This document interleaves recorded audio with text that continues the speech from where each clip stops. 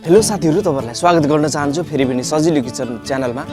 यदि तपाईहरुले मेरो च्यानललाई सब्स्क्राइब गर्नु भएको छैन भने सब्स्क्राइब, लाइक, शेयर गर्नलाई नभुल्नु होला र नजिकै रहेको बेल आइकनलाई पनि प्रेस गर्नलाई नभुल्नु होला र जसले गर्दाखेरि चाहिँ मैले ल्याउने नयाँ भिडियोहरु तपाईहरुले सुरुमा पाउनुहुनेछ। र हाम्रो YouTube च्यानलमा चाहिँ कम्युनिटी ट्याब चाहिँ ओपन भएको छ, यो एनेबल भएको छ। मलाई एकदमै खुसी लागेको छ कि कति कुराहरु कम्युनिटी ट्याबमा मैले शेयर गर्ने सोच बनाइरहेको थिएँ, तर एनेबल नभएको कारणले गर्दाखेरि शेयर गर्न सकिरहेको थिएन।